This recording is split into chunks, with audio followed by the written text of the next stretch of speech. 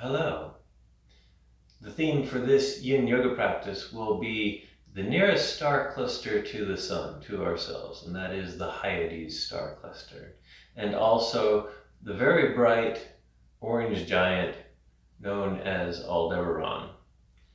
The yin postures in the sequence will start out with frog pose, and then both sides of eye of the needle pose, both sides of dragon pose, both sides of hand to big toe pose, and then finally an extra long time residing in a heart opening posture on blocks or books. So needed props will be some sort of yoga block, some sort of strap or belt, soft padding like bolsters and blankets and pillows. So take a moment, maybe remind yourself of what your intention for practice is. Gather up some props, and then we'll get started.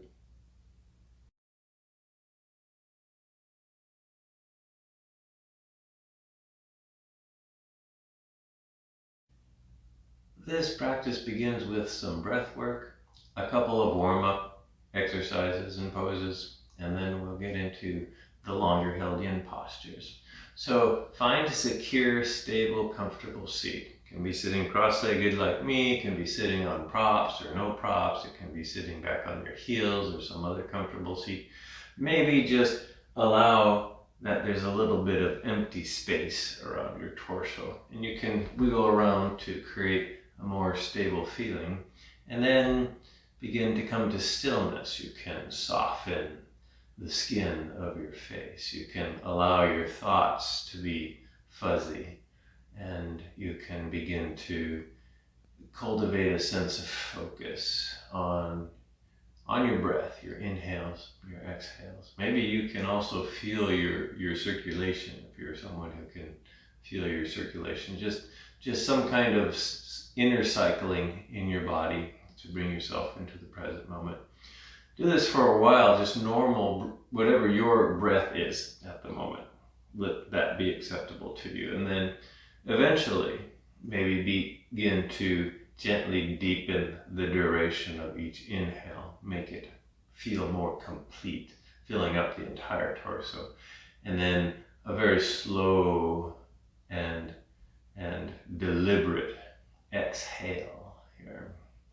The breathing exercise I have in mind is a simple one of either feeling or visualization. So we can see the front side of our bodies relatively easy, and therefore, because of that, we tend to focus on what's happening in the front of our bodies. This idea of this breathing exercise is to just simply visualize or imagine the back side of your torso as you're breathing. So as you inhale, maybe you can actually feel the subtle expansion of the entire back side of your torso, particularly your rib cage. Maybe you can feel your shoulder blades and your rib cage expand at the very end of your exhale.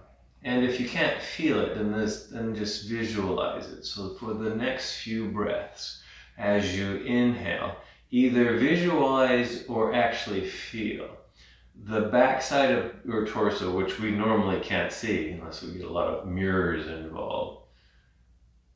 And then exhale and visualize or feel everything softening. Again, this is maybe mostly felt backside of the rib cage, but maybe you can even feel some subtle changes down in the lower part of the torso. Another thing you can do with this is another kind of visualization is imagine if you were to put your hand, let's say there was another one of you, there was an imaginary you, and you were standing behind yourself, and you were very gently placing your hands on the back side of your rib cage. And then as you inhale and press into those imaginary hands and feel the pressure increase of those imaginary hands. And then as you exhale, you notice how that pressure is released, so you can actually feel the increase in contact. Again, this is just a little bit of a an imaginary visualization, but maybe it helps to emphasize feeling your breath in the back side of your body. You just do this for a couple more breaths here.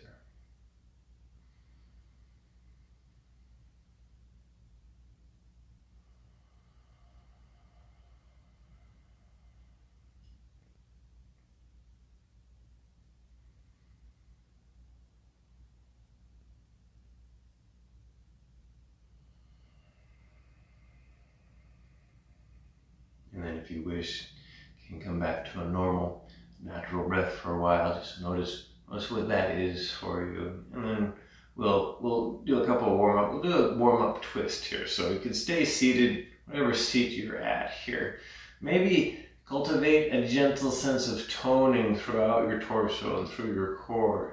Very gently begin to twist over to the right side. So your right arm moves around behind you. Left arm moves around. If you're sitting cross-legged, you can kind of rest the left hand on the right thigh or right knee. Right hand is maybe resting on the floor here. Maybe take a moment on an inhale to grow your spine nice and neutral here. And then exhale. See if you can deepen this twist ever so subtly here. Head can just remain looking forward. Or if it's okay with your neck, gaze gently over that back shoulder here. One more breath.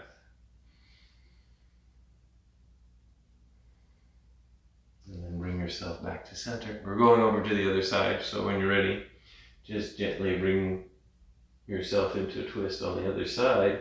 And then maybe spend a breath to kind of spruce up the twist. And by sprucing it up, I mean use an inhale to grow your spine nice and neutral. Exhale, see if you can find a little bit more depth, and it might only be a millimeter or so. And again, depending on how your head and neck are feeling today, if it's okay with your neck, look over that back shoulder with your head. Otherwise, keep your head neutral. One more breath here. And then bring yourself back to center here. The next exercise is a little bit of a balancey yang exercise. We'll do this slowly and gently and in stages. You can kind of see if you can get the gist of this. So we'll be doing a kneeling balance on one knee here. So we'll start in table pose. So I'm going to call this a type of side plank pose that can be kind of balancey here. So it's something to just have fun with and experiment with. So from table, you're going to root through the left knee, shin, and top of your foot, because we'll turn to the left. So extend the left foot leg out and set the left foot on the floor behind the right foot. So it's kind of in line with the right foot here. Root through that left foot, because you'll be balancing with it. This is where you experiment. If you're feeling very unstable here, by the way, you can start moving this shin around if there's a more stable point at the top of your foot can be here. It's maybe more balancy to keep this all in line, and then turn your torso to the side. So you're rooting down through this arm, through this hand. Left hand can just stay on your thigh here. So this is kind of the first part of this pose. You can stay here, or you can raise this arm up towards the ceiling. You can stay here, or you can raise the left arm up sweep it up along your ear here. See how this feels here. Maybe there needs to be a little bit more engagement in the thighs and the hips and the core here to make this feel stable. If for a final challenge, if you want to, you can slowly, deliberately turn your head to gaze up towards the ceiling here. And then slowly bring yourself out, come back to center here. We'll do that all on the other side. Now you kind of know what's up here. So come back to table here. Now we're kneeling on the left knee. Extend the right leg out. Place the right foot flat on the ground behind the left foot here. And then turn your torso to the right. Maybe slightly bring the front of your pelvic area forward just to create a little bit more balance here. And then again, you can stay here looking down. This is challenging enough. Or raise the right arm to point up towards the ceiling. Or swing the right arm around so it's along your right ear. You can stay here, or you can slowly begin to turn your gaze up towards the ceiling. And maybe just stay here for one more breath. And then go ahead and release. Here, come back to center. And now we'll get into the first yang. The first yin pose is frog pose. And I'll introduce frog with baby frog. Since for some of us, frog pose, a little bit intense hip opener to start off a practice with. So maybe baby frog, better pose to do. So you think of baby frog as wide-legged child's pose. And I'm putting a little bit of extra padding here on the floor for knees and ankles here. So for baby frog, you start out on hands and knees. Draw your knees out wide, however wide they go for you. Sink your hips back towards your heels as far as your hips go. And then lower your torso. Extend your arms forward. This is baby frog. If you're feeling lots of sensation in the hips, this is a good place to be. If you have fancy soft padding like a yoga bolster, you need a little bit of extra support and height underneath your torso and your hips, you can always place that to make this posture a little bit more attainable here, because we'll stay here for a few minutes. Otherwise, if you've practiced frog before and you know that you can try full frog, then for full frog, what you'll do is you'll bring your ankles and your shins away from each other so that they're kind of parallel to each other. And then you walk your knees apart as far as they go for you. Maybe they're fairly close together, maybe they're really wide here. And you're doing this and noticing how much physical sensation you're generating, and you're stopping when it's enough here. So when you find that edge, you can stay up on straight arms. You can put props underneath you. I think a lot of us end up on just our forearms like this. Some people can go all the way down onto the ground here. And the idea is, when you want more sensation, you try to line up your hips with your knees, only if you need more. If you already have quite enough, then there's absolutely no need to do that. In fact, you can move your hips forward or back to get out of too much sensation here. So this is all. And if you find full frog to just not too desperate and too sensationful, then come back to baby frog. This is the idea behind you, and find your appropriate edge here. You're moving by feel. And so I demonstrate these postures, I make the shapes, and I describe them a little bit. But ultimately you get more out of your practice when you're feeling enough sensation. So this is the first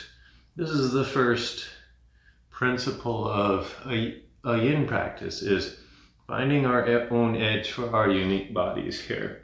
So we have about 1 more minute in frog. If you're in frog, or even baby frog, this is a good time to kind of evaluate your sensations. If you're not feeling anything anymore, and it's become sensation-free, allow yourself a little bit deeper. Maybe the knees go out wider here. If you're feeling too much, then you can modify to a more desirable shape, or you can come out of the posture completely and rest. Second principle in yin, as a reminder, is we spend some time here. So unlike other postures, where other types of yoga practices, where we're maybe residing in the postures for 10, 20, or 30 seconds, we like to spend a lot of time in these yin postures with the muscles relaxed, so that the sensation can sink into the connective tissue systems. This is to give the connective tissue, the joints, if you will, a workout here. Okay, we've been here a little bit over 3 minutes now, so it's time to come out. If you're in full frog, the easiest way to come out is to maybe slowly slide forward, bring your legs together, bend your knees, and maybe do a bit of a prone windshield wiper move, where you're just kind of letting your shins kind of rock back and forth, just to release the pressure on the hips and the inner thighs here. If you're in baby frog, you can just sit up, come out of baby frog for a while. I think I'm going to leave this extra padding here. I kind of like it here. The next long yin posture is Eye of the Needle pose. And so for Eye of the Needle, this is an outside hip opener. For Eye of the Needle, you come to laying on your back, knees bent, feet on the floor here. You can do this in stages here. So bring your left thigh into your torso. Take your left ankle and place it on the top or the bottom of your upper thigh here, of your thigh. So the left knee is bent and out wide here. See how this feels. For some of us, this is enough. We're feeling something here. So this is our edge and Eye of the Needle. Otherwise, if you need to feel more, then you start bringing the right leg into your torso. And you can help and hold this in place by either wrapping your hands around the right thigh or in front of the right shin. And then just pulling with your arms until you're gently feeling something somewhere in the hips here. And again, the idea is to maybe just notice exactly where you're stopping, what that sensation is, and we'll stay here for a few minutes. So we're spending roughly 3 minutes here, except for the last pose. We'll hang in that one for a little bit longer, but right now about 3 minutes. If you're a fairly flexible person, and this is like you got your knee, your left ankle all the way into your chest, and you're feeling nothing because of your range of motion. Maybe something that's more challenging from Eye of the Needle is to practice square pose. And so this modification is a more challenging modification, I think, for most of us. So for square pose, you come to seated, and from seated, you stack your shins one on top of each other. In this case, the left shin is stacked on top of the right shin. And you can always put padding under slightly aching knees, but not sharp, biting, burning knees. And then you can just stay here seated, or you can fold forward. This modification is not meant to make things easier. It's meant to make things more challenging if Eye of the Needle. Although I think a lot of people feel quite a bit in Eye of the Needle. So we'll stay here for a couple more minutes. So the theme for class is two things. There are two things that are bright, obvious things in the night sky, particularly in the months from November through March. And that is the star cluster, the Hyades. Now, I'm not sure that many people ever hear the word name Hyades very often, but its claim to fame is that it's the closest star cluster to the Earth. So that's mainly why it's famous. Although if you know anything about the constellations or the night sky or the stars, you're probably more aware of the Hyades as the bright stars in the constellation, the Zodiac Constellation Taurus the bull. It turns out that the asterism that we use to identify that constellation, that V-shaped asterism, is actually stars in the Hyades cluster. So even though we might know those stars as stars in the constellation Taurus, most of them are actually in the Hyades star cluster, except for the brightest one, the brightest orangest star you see in a constellation is actually Aldebaran, which I'll talk about a little bit later. Aldebaran is an orange giant star, and it turns out that even though it appears to be within the Hyades cluster, it's actually not. It's actually much closer to us and a separate star that's unassociated with the star cluster. So just one more breath on this side of the eye of the needle, or square pose. And then go ahead and gently release. You can kind of release the legs. I think I'm going to recommend a reclined windshield wipers where knees are bent, feet are on the floor, and then you slowly just rock your knees over to the left and then slowly over to the right and back forth a few times. And then when you're feeling ready, we have the other side of eye of the needle to do. So come back to knees bent, feet on the floor, and then this time bring the right leg in, bring the bent right knee out to the right and place the right ankle on the left thigh. Maybe pause here and decide if there's a lot of sensation here, this is your eye of the needle. You can just stay here for a while. Otherwise, draw that leg in, the left leg in, and clasp your hands behind the left leg or in front of the left shin. And if you're finding this to not create enough stopping points or sensations or compressions, then you can do the other side of square pose. Otherwise, we'll let the clock run here for a few more minutes, and we can just stay here.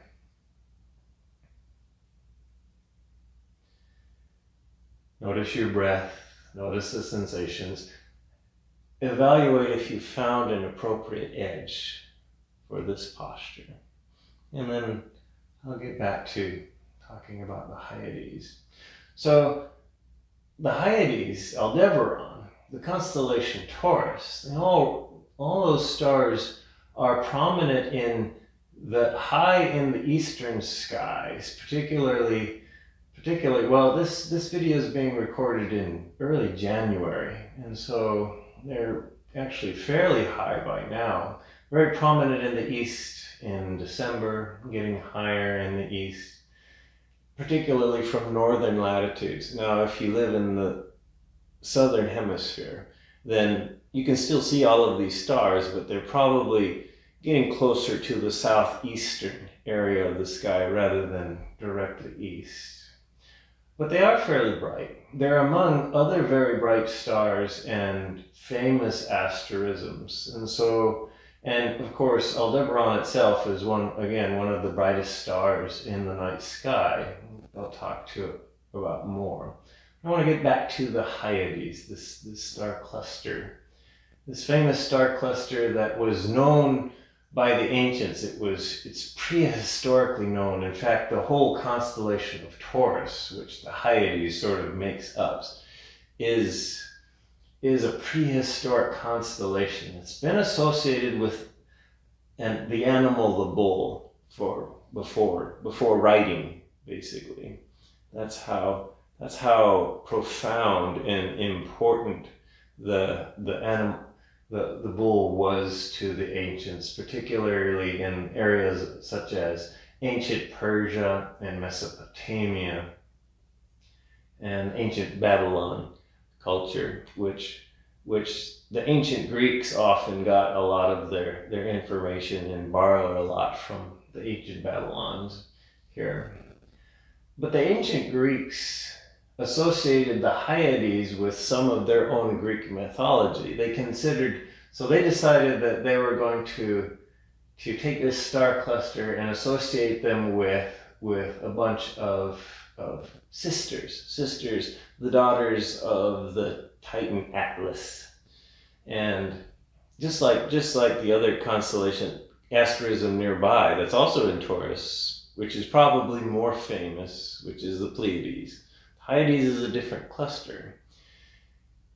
The Hyades were their own groups of sisters. They were the daughters of Atlas, just like the Pleiades were the daughters of Atlas. But the Hyades had their own had their own stories. And the main stories of the Hyades is they had a brother named Hyades. Hyades was killed accidentally in an unfortunate hunting accident, and all of his sisters were heartbroken. Because they were heartbroken, they cried. They were so filled with sorrow. They were always weeping, and so they're associated with rain. And the Greeks used to think that these star clusters were always happened during the rain season, and so they were associated with water. They were associated with rain. And indeed, even in the UK, the Hyades are associated with rain here. So just one more breath here. And then go ahead and release. If there's any kind of reverberation that you're feeling, you can always just rest in stillness and feel that. You can do some reclined windshield wipers here. And then at some point, I'll begin to demonstrate the next yin posture. You can continue to do some counter work if you need to. Next yin posture is both sides of dragon pose. So just regular dragon. And there'll be an alternative. There's inverted dragon. If dragon doesn't work for you. So come to hands and knees. And then bring the left foot forward. Inch the right leg back. And then if you need to put extra padding under that right knee or the right ankle or right shin, luckily I've already got some extra padding under my back knee, so that was fortunate here. So this is dragon. This is where we'll stay for a few minutes here. If your hands don't reach the ground and you need some stability, you can take blocks if you have them. Place them underneath your hands. You can just stay here, let the muscles relax in your legs and your hips until you start feeling the stretch in through the hips, maybe in through the back thigh. Or what I like to do, since I have really tight calf muscles, I like to inch myself forward until my back ankle almost lifts up off of the floor. And when that happens, I feel a nice stretch through the back of my bottom part of my left leg here. And that's a really, really intense calf stretch for me, which is something I really, really like, because like my calves on my body tend to be the tightest part of my body, and so I can use dragon to get into that tight part, and then stay here for a few minutes here. Again, if dragon doesn't fit you, then a modification is inverted dragon. So for inverted dragon, you make your way onto your back. Extend your right leg out. First step in inverted dragon is just bend and draw your left knee in toward your torso. You can stay here if this is feeling good for you. Or you can raise your shin, point the bottom of your foot up towards the ceiling, grab the shin with your hands, or maybe your ankle. Or maybe you can reach the bottom of your foot as that left knee oozes towards the floor on the outside of your left rib cage here. So this is an alternative. And you might want to try that if this regular dragon pose is not working for you.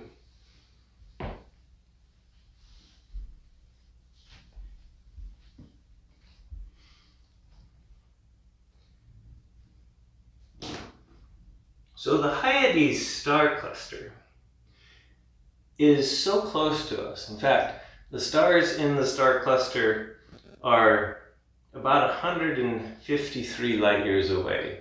Again, that's not really that close, but it is as close as star cluster, and they have spread out a bit. It is believed, it's been measured that they're about 625 million years old, and in fact, and so they have spread out, and when you look at them, it doesn't look like a little ball of stars. It just looks like kind of a normal scattering of stars across the sky. There was an astronomer named Messier that was grouping and cataloging all these little clusters of stars and fuzzy objects in the sky. And the Pleiades was close together enough that he actually gave the Pleiades a Messier catalog number. But he didn't give the Hyades one because I don't think he even realized or noticed that they were an actual cluster because they appear so spread out. Again, the famous asterism of the Hyades is that V shape, which is considered the head of the bull, and Aldebaran, which is not part of the Hyades, is kind of the red eye of the bull here. I might take some time here to maybe explain technically what a star cluster is. A star cluster is a group of stars in the sky that are actually physically related to one another. They maybe had a common origin. They're traveling through space at roughly the same direction and the same speed. They have roughly the same age.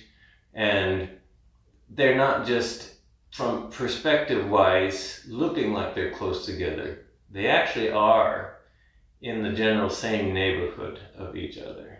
And there's hundreds of thousands of star clusters in our galaxy, the Milky Way. So just one more breath here on this side of Dragon. And then slowly bring yourself out. You can do downward facing dog, do cat and cows. I'm going to recommend kind of a hamstring stretch.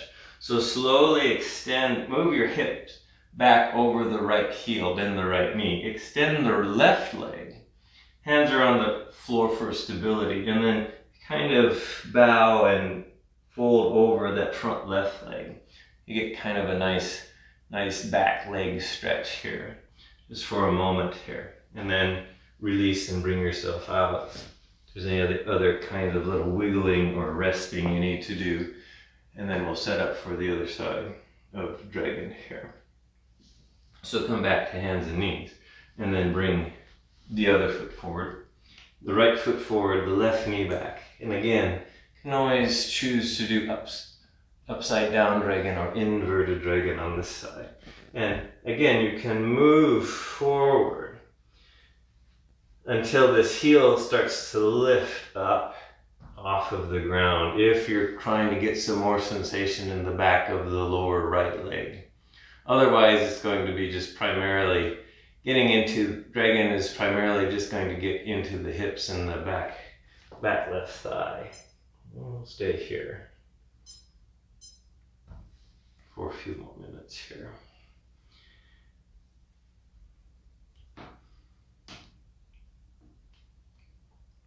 Another reason why this star cluster is well known is because, again, it makes up the constellation Taurus in the Zodiac, and all of the constellations or stars that the sun appears to pass through during a year cycle when the Earth is orbiting the sun. Those are called the Zodiac Constellations, and those are all ancient constellations because the prehistorical sky watchers very well aware of the stars that the sun passed in front of. Can't see the stars when the sun is in front of them because, of course, the sun is so bright. But the ancients knew that the sun would pass. It looked like it passed in front of them as the Earth orbited around the sun here.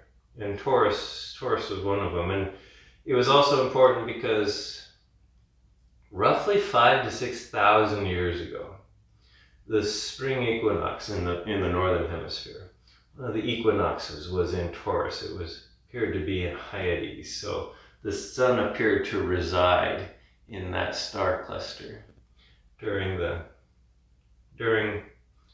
spring or the fall equinox, depending on what hemisphere you're in. So about another minute on this side, maybe a little bit more than a minute on this side. The Hyades are easy to find simply because Aldebaran is in the middle appears to be among them, even though Aldebaran is actually not part of the cluster. So Aldebaran is one of the brightest stars in the sky. It's the 14th brightest star in the sky. So it's easy to find even in light polluted skies. And it's, like I said, it's very prominent in the winter months in the northern hemisphere. So prominent in the evening skies, prominent in the southern hemisphere, in the spring sky, in the summer skies here. And it's surrounded by a lot of other bright asterisms. So Taurus, Aldebaran, the Hyades, are all in the vicinity of Orion, the constellation Orion, which is probably the most famous constellation because it's so bright.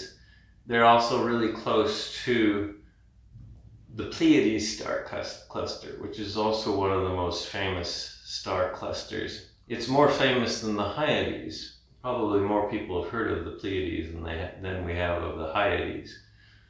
The Hyades are actually closer. The Hyades are actually about 3 times closer to the Earth than the Pleiades here.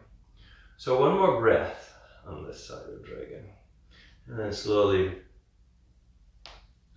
give yourself permission to work yourself out. I'm going to recommend this back of the right leg stretch. So you'll just shift your hips, work your hips over the back left ankle to straighten out the right leg here. Again, hands are on the floor and you kind of fold forward as far as you go until you're feeling enough oomph.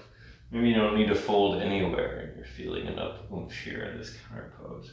And then you can go ahead and release and kind of work out the kinks here. And then we'll get ready for the next yin posture. Next yin posture is hand to big toe pose. Now if you have a lot of range of motion in your legs, you may not need a strap for this, but for many of us, a strap or a belt or even a towel or a shirt, old t-shirt, you can use here. So you'll make your way onto your back again, legs extended out in front of you. And then with legs straight, go ahead and bend the left knee, bring the left knee in towards your chest, give the left knee a nice hug here. And then wrap your prop, your strap or your belt around the bottom of your left foot. Extend your left leg long and up here. Clasp the strap with both hands and start to work that extended left foot up towards the ceiling and up towards your head as far as it goes. If you're really, really flexible, maybe your foot is right next to your head, or maybe you can easily reach your big toe. This is why this is called hand to big toe pose, because you're supposed to grab your big toe with your hands and just hold it here. Maybe for some of us it's easier to hold the foot in place with the strap. Legs extended. Again, you're moving by feel, so you're just going until you feel something. Leg doesn't need to be perfectly straight. Notice mine is definitely not straight at all here, but it is extended, and I'm feeling a lot through the back of this leg. If your leg can be straight, that's wonderful here. And then but it doesn't need to be. And then this is where we'll stay here. I often remind myself that this sort of mimics a yang pose known as Warrior 3, only flipped upside down 180 degrees. So sometimes I call this inverted Warrior 3 pose here. Otherwise, I also like this pose because you can change your edge. If you're feeling too much, you can back off. If you're feeling too little, just pull on the strap here. We'll stay here for another couple minutes.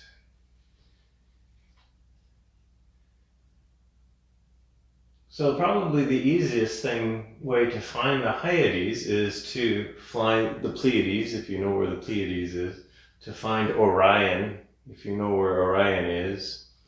And the Hyades and Aldebaran is about halfway in between them.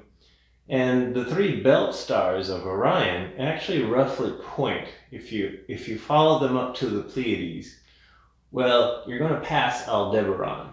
And Aldebaran, again, is a very bright orangish star. And so when you find Aldebaran, well, you've found Aldebaran, and you've also found the Hyades, because the Hyades are all the stars that you see around Aldebaran. So now we'll move on. We'll move on from the Hyades to Aldebaran, which is in front of the Hyades. So the Hyades star cluster is about 153 light years away. Aldebaran is only about 65 light years away, so it's much closer. It's in the foreground in front of the Hyades. Aldebaran is a red giant star, so it appears orangish. And it's one of the most closest, well-studied astronomical stars in the night sky, which is pretty much all of the bright stars are very well studied. Aldebaran is a star that's a little bit bigger and a little bit older than the sun. So Aldebaran has about 1.16 or 16% more mass than the sun. It's also a slightly older star. So the sun is about 5 billion years old. Aldebaran is 6.5 billion years old. Now, because Aldebaran is bigger than the sun, it is actually run out of its hydrogen fuel, and it is now burning helium. Because it's burning helium, it has turned into a red giant and is now known as an evolved star, even though it's not that much bigger by mass than the sun. But when stars turn into red giants, and the sun will too in a few billion years, their surface area, their volume gets much bigger. So volume-wise, Aldebaran is 44 times the diameter of the sun. Because it's so big, volume-wise, it's much brighter than the sun. All right, just one more breath on this side. And then you can go ahead and release the leg, release the strap. Maybe bend the knee, give that left knee a hug. Thank that leg for all of its work, and then extend it out long. You can make little motions with your feet. You can launch your legs up and down. And then bend the right knee, bring the right knee into your chest, give the right knee a hug. And then wrap your strap around the right foot, extend the right leg long, clasp the strap, and then slowly start working that extended leg up, feeling as you go, so you find your appropriate edge for this. And then when you find it, you stop here. And it's probably better to clasp the strap with both hands. I've been kind of waving one hand and talking with one arm here, but this gets tiring for the arm. So we're doing yin in the legs, but the arms are doing yang work. They're probably getting tired out. But this is the last side of this pose. So we'll just stay here for a few more minutes on this side of hand to big toe pose. Check in with your breath, check in with your sensations. Make sure you're feeling stable here. And then we'll go back to contemplating this famous star, Aldebaran here. Aldebaran, since it's a red giant, it's much cooler than the sun, even though it's much brighter because it's so much bigger than the sun. Now, what we found out is that once stars evolve, once they've turned into red giants, once they've stopped burning hydrogen and are now burning helium, most of them tend to become a little bit unstable and therefore variable. Aldebaran's no exception. Now, Aldebaran is technically a variable star, and it slowly varies in brightness because it's a red giant, because it's so huge in size. And this is typical. Some other very famous red giant stars like Betelgeuse and Antares, they're all variable over different periods of time. Turns out Betelgeuse is variable over shorter periods of time than Antares. And if you watch them carefully, you can notice this. You have to be a pretty avid observer over time, because the human eye can actually detect a 0.1 or 10% change in brightness of a star if one pays attention. I don't pay enough attention to the stars to see it myself, but the ancient people did. They didn't have modern media to attract their attention. All they had was the night sky. And when they saw the star change brightness, they noticed it. And we take that for granted these days. So one more minute here on this side. The great thing about Aldebaran is that we now know that the ancient Aboriginal people in Australia knew that Aldebaran was a variable star, just like they knew that Betelgeuse was a variable star. And they knew that Antares was a variable star. And they transmitted this knowledge through their mythical stories, which we modern people had a hard time interpreting. So the ancient Australians had a story where they're talking about beings whose magic was slowly growing stronger and slowly fading. And what anthropologists have finally realized is that those tales are actually written in the sky through these variable stars. Aldebaran is actually the eldest sister of one of the Pleiades, and she's actually growing her magic to protect her sisters from the hunter Orion, who has his own magic that he's using, which is Betelgeuse, and their magic actually pulses. Aldebaran is the pulsing magic of a protective sister here. So just one more breath on this side. And then go ahead and slowly, gently release that right leg. Release the strap if you needed the strap. Maybe you didn't need the strap. Maybe you were holding on to your toe here. Maybe give that right knee a hug. Maybe bend the left knee and draw the left knee in and give both the right and the left knee a hug. And you can even slowly and gently rock your hips back and forth here as a kind of a counter pose to the hand to big toe pose. And then gently roll over to one side. Bring yourself up. And then the next posture is a heart opener. It's a backbend, which will require 1 or 2 blocks, possibly 2 if you have them. And there'll be an alternative to this posture if you don't have blocks or if you don't have books. You can also use a bolster to do this posture, but I'll set up the blocks here. I call this, for lack of a better title, I call this heart opening on blocks. Take 1 block on the medium setting. You're going to lay your upper back across it, and then the other block is going to be a rest for your head. So legs can start out extended, and then lay back on the first block. So the white part of the block is going across your shoulder blades here. And that's roughly the right place to put it, is kind of underneath the bottom parts of your shoulder blades, because that'll be the upper rib cage and the thoracic spine here. The other block is a rest for your head, and it can be at whatever height you need it at. Maybe it's at the high height. Maybe it's at the medium height like the other block. Maybe it's at the low height here. And you can now decide if you need to change the block underneath your torso. Maybe this has to be on the low side. Maybe you have a really supple back and you can put the block on the high side here.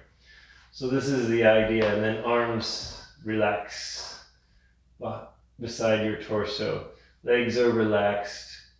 I would recommend just keeping your legs extended. You can do other things with your legs. Legs can be in maybe a butterfly shape, or maybe with feet apart, knees together, or maybe just relaxed and extended.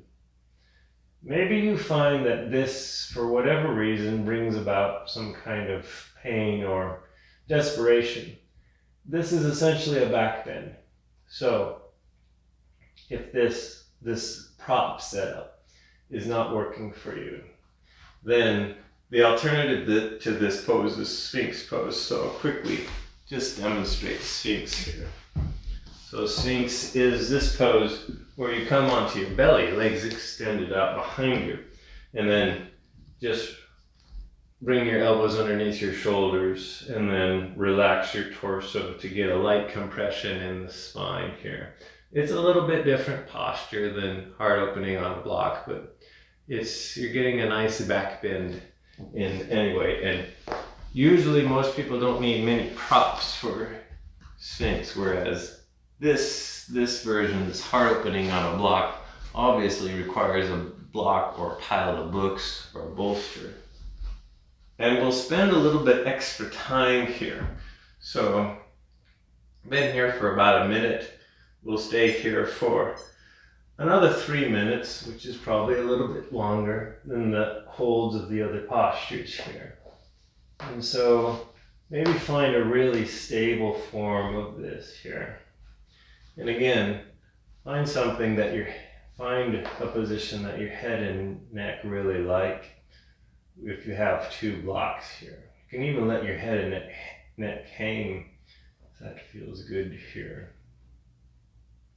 And then once you have this set up, now you can really just the pressure is provided by the blocks and by gravity. So you can just stay here. Check in with your breath. Check in with your sensations. Notice if you're at a good edge. Just breathe here. Notice the different shape of the rib cage, the different pressures on the torso.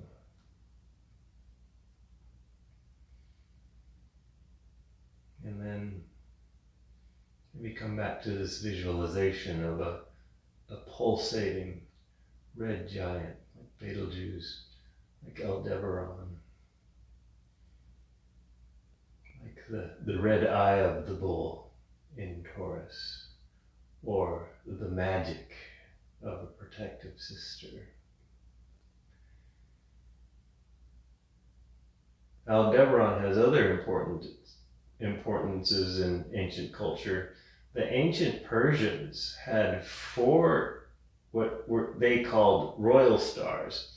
4 royal stars that broke the sky up into 4 royal areas. Those stars were Fomalhaut, Antares, Regulus, and Aldebaran. So Fomalhaut was the royal star of fall. Aldebaran was the royal star of winter. Regulus was the royal star of spring, and Antares was the royal star of summer. Again, this is all in the northern hemisphere. If you're in the southern hemisphere, then just reverse, just point the opposite season to each one of those stars. Aldebaran is now the summer royal star in the southern hemisphere. Which of course this is just ancient Persia. Aldebaran is also part of this gigantic creature in Plains Indians mythology, in the Lakota Sioux mythology. Orion, Sirius, Pleiades, Aldebaran, they make up this giant buffalo, this giant bison that was very important.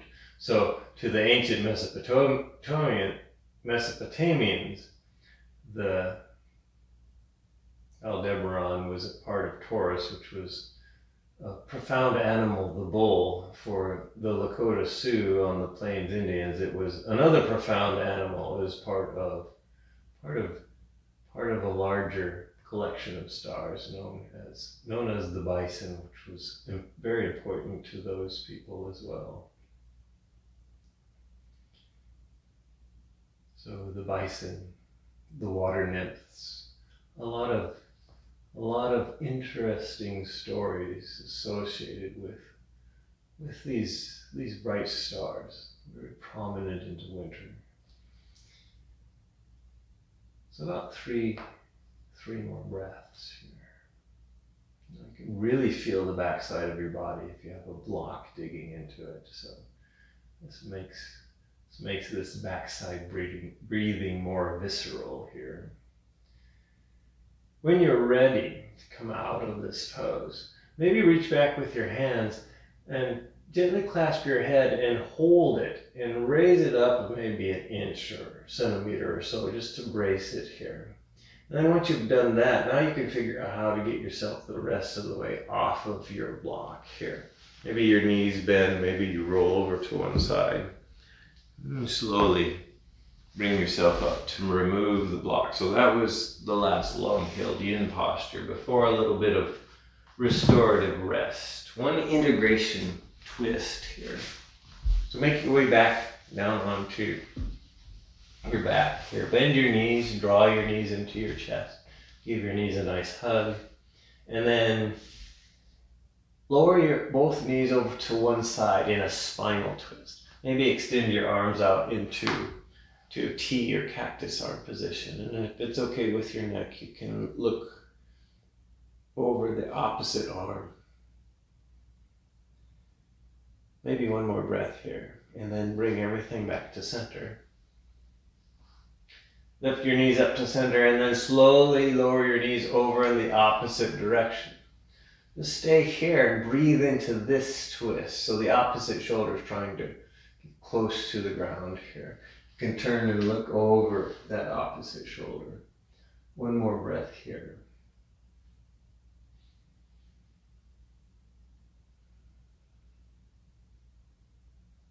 And then bring the knees back up in the center. You can give them a hug. And then this is a little bit of time. Give yourself permission for a little bit of free form yoga. Any other kind of postures or movement you would like to do before you bring yourself into this final restorative position for a little bit of rest and relaxation here. So I'll just practice traditional Shavasana here. So arms and legs extended far enough apart and away from your body so that the palms can rotate up, face the ceiling.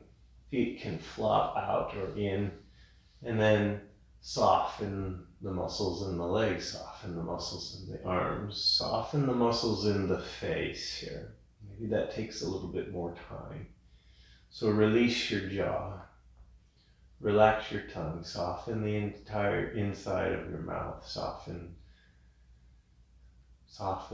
the skin around the outside of your mouth, soften your cheeks and your chin, your nose, soften the muscles around your eye sockets, soften the space in between your eyes. Relax your forehead and your temples, the skin around your ears, all the way up to the crown of your head. Release your thoughts. Let them roam freely. Let them come in, let them go out. Try to just maintain an attitude of observing the thoughts rather than becoming them. Let them stay fuzzy. Notice the rise and fall of your rib cage. Maybe feel the back side of your rib cage once again resting on the floor. Can maybe feel a light pressurizing of the back side of your rib cage into the floor. Release your collarbones and the fronts of your shoulders, your shoulder blades. And relax your arms, so relax your right arm, right palm and right fingers. Soften your left arm, left palm and left fingers. And continue this process of noticing and softening down through your torso. Relax your rib cage, soften your abdomen. Continue down and soften through your hips, fronts and backs of your thighs, tops of your knees, fronts of your shins, backs of your calves, your ankles, heels, the bottoms and the tops of each foot. Soften the toes, soften the tips of the toes.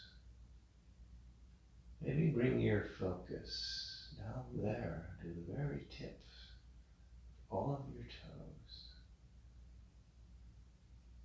Maybe you can notice a light sensation, very, very subtle energy in the tips of all of your toes, the right foot and the left foot. Continue to release, relax, surrender your body-mind 100%.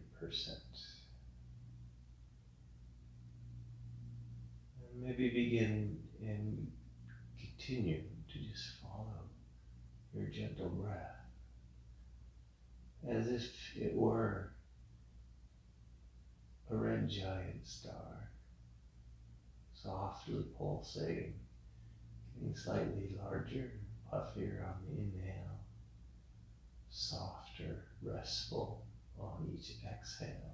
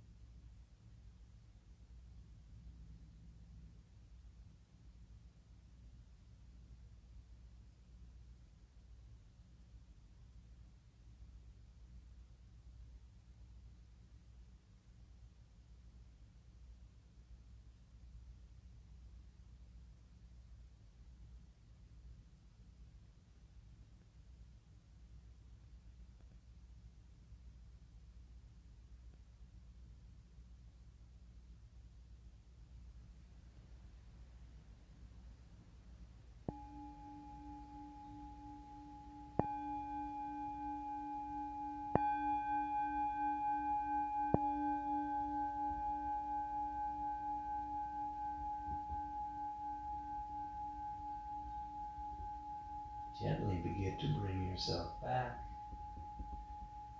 and deepen your breath. Make little motions with fingers, motions with toes. Make bigger motions with fingers and toes, and then increase that motion into hands, into feet, and into arms, and into legs. At some point, gently bend your knees and rock. Slowly roll yourself over to one side. Stay here for a moment. While you're here, give yourself a big thank you. Tell you thank you. Find gratitude for your practice, your efforts, but also a big thank you, deep gratitude for you, your unique manifestation in this universe. The universe is ecstatically joyful that you are here.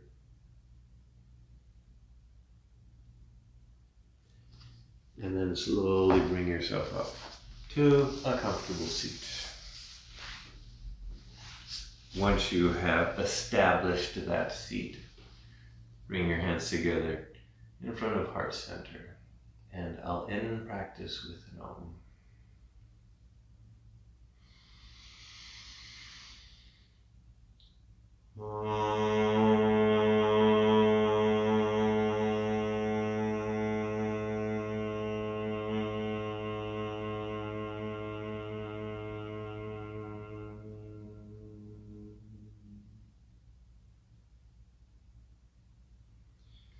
The inner starlight in me honors the inner starlight in you. Namaste.